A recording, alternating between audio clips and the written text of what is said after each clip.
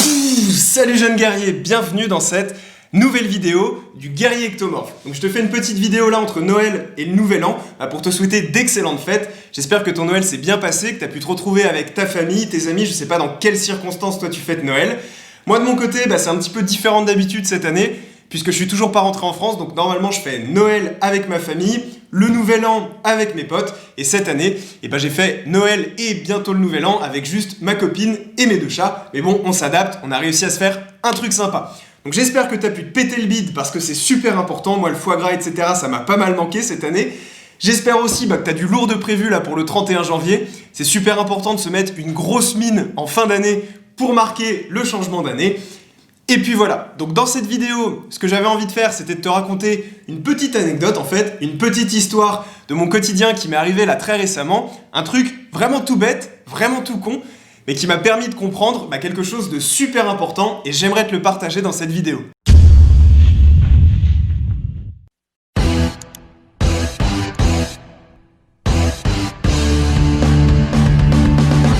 Le guerrier ectomorphe. Donc petit contexte, histoire que tu comprennes bien les choses. Donc comme tu le sais, je suis encore en Géorgie, j'habite avec ma copine, c'est la première fois qu'on habite ensemble et donc au quotidien, on découvre un petit peu les petites habitudes de l'autre. Donc moi par exemple, ma copine, le soir avant d'aller se coucher, elle se met 4 crèmes et lotions sur le visage et moi ça m'a toujours surpris parce que j'ai toujours été du genre plutôt j'arrive, je me lave les dents, clac clac clac. Ensuite, un petit coup d'eau sur le visage ou non d'ailleurs, je le fais une fois tous les 3 jours et puis après, je vais me coucher et ça me va très bien. Le truc, c'est que ma copine, elle a une super peau, alors que moi, j'ai toujours eu une peau de merde. Que ce soit au collège, au lycée ou même après, j'avais des boutons, des impuretés, des taches noires. Enfin voilà, je te fais pas un dessin, j'avais une peau pourrie. Donc quand même, malgré tout, à force de la voir se mettre toutes ces crèmes, paf, les trucs le soir, se nettoyer la peau, ça a quand même éveillé la curiosité, puisque moi, j'étais là en mode... Bon, peut-être que c'est ça le secret. Au bout de quelques mois, j'ai décidé de concrétiser cette curiosité. Je me suis acheté un gel nettoyant pour la peau, pour me nettoyer la peau le soir avant d'aller me coucher, en me disant ça va être super top, ça va tout changer, ma peau va être nickel, je vais être tout frais le soir avant d'aller me coucher, ça va être génial. En gros, j'avais plein d'espoir dans ce gel nettoyant. Tu le sens arriver, tu sais très bien que là, ce que je vais te dire, c'est en 2 mots, grosse déception. J'avais fait attention à prendre un bon gel que j'avais payé assez cher, d'une bonne marque, je pensais que ça allait le faire. Je l'ai utilisé pendant une semaine, résultat des courses après cette semaine, j'avais une peau qui était beaucoup plus sèche, le soir avant d'aller me coucher j'avais l'impression d'être un petit désert, donc c'était pas du tout confortable, ça me grattait, puis au final, au fur et à mesure des jours, j'avais de plus en plus de boutons. Donc je me suis dit bon, c'est quoi cette merde, c'est quoi ce mauvais achat, pourquoi est-ce qu'elle se met autant de crème sur le visage si moi ça me fait autant de merde. J'ai laissé le gel sur le côté, je l'ai plus touché pendant quasiment 3 semaines, et puis là, la veille de Noël, au détour d'une conversation avec ma copine, je lui explique que j'ai arrêté de mettre le gel parce que clairement ça me faisait plus de mal que de bien. Et donc là, elle m'écoute un petit peu, puis elle me fait mais si ça te fait ça, pourquoi t'as pas essayé de mettre une lotion hydratante ou une lotion tonifiante? J'ai plus le terme en tête. Oui, pourquoi est-ce que j'ai pas utilisé une lotion hydratante? Évidemment. Ce que j'ai fait après du coup le soir, c'est que j'ai ressorti mon gel, donc la veille de Noël, hop, je me suis mis mon gel, je me suis nettoyé, j'avais la peau sèche, et directement après, j'ai mis une petite lotion hydratante, et là, maxi plaisir, maxi confort, j'avais l'impression d'être dans le nuage Kinder, ma peau elle était toute fraîche, j'étais super bien, je suis allé me coucher comme un petit bébé. Résultat là, ça fait 5 jours que je fais ça, je suis hyper content d'aller me coucher le soir, je me sens super bien, et je trouve qu'il y a déjà une amélioration au niveau de ma peau. Donc bon voilà, je suis plutôt content du résultat. Donc, où est-ce que je veux en venir? Tu te demandes sûrement où je veux en venir, pourquoi est-ce que je te parle de crème, pourquoi je te fais un tuto beauté, pourquoi je te parle de peau? C'est tout simplement parce que derrière, il y a une super morale. Et je me suis rendu compte que moi, j'avais tendance en fait, dès qu'un truc marche pas, pouf, je le mets de côté, je me pose plus de questions.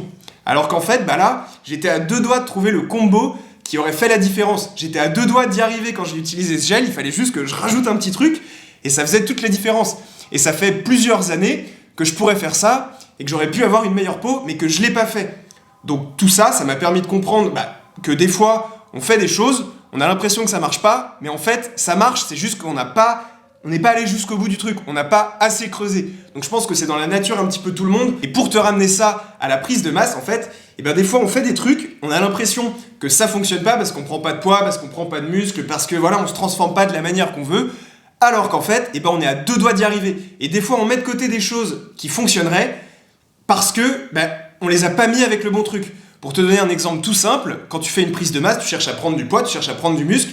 Donc des fois, tu te focalises à fond sur ton entraînement, tu regardes plein de vidéos pour avoir l'entraînement parfait. T'as un super entraînement, mais à côté, tu négliges complètement la nutrition. Donc bah voilà, l'un sans l'autre, tu vas rien avoir. Ou à l'inverse, ta salle est fermée, t'as rien chez toi, tu t'entraînes pas forcément bien au poids du corps, t'as pas un bon entraînement, mais tu fais super attention à ta nutrition, t'auras pas de résultat non plus. C'est un tout en fait. Et ça, je te parle là de l'exemple le plus global pour que ce soit facile à comprendre pour toi. Mais en fait, tu peux le ramener à des trucs beaucoup plus précis au sein même de ton entraînement. Ça se trouve, ton entraînement est pas mal, c'est juste que tu fais pas les bonnes séries ou que tu te pousses pas au maximum. C'était la petite morale du jour, la petite sagesse. Essaye de creuser toujours au maximum. Essaye de vraiment te poser la question, est-ce que ça vraiment ça marche pas? Ou est-ce que c'est parce que je l'ai pas parfaitement fait? Ou est-ce que c'est parce que je l'ai pas mis avec le bon truc?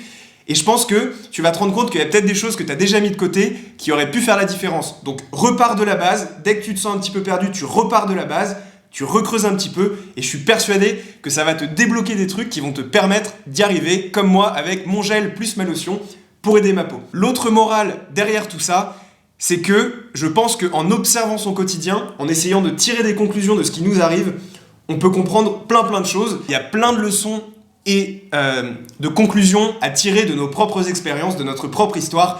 Et du coup, je te conseille vraiment d'être attentif parce qu'en ouvrant les yeux, en étant juste attentif à ce qui se passe autour de toi, tu peux apprendre plein de choses.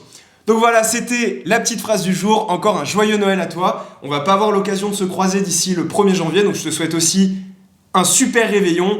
Mets-toi bien, mets-toi lourd, vois tes potes si tu peux, vois ta famille. Et puis je te dis à très vite dans une prochaine vidéo, la semaine prochaine.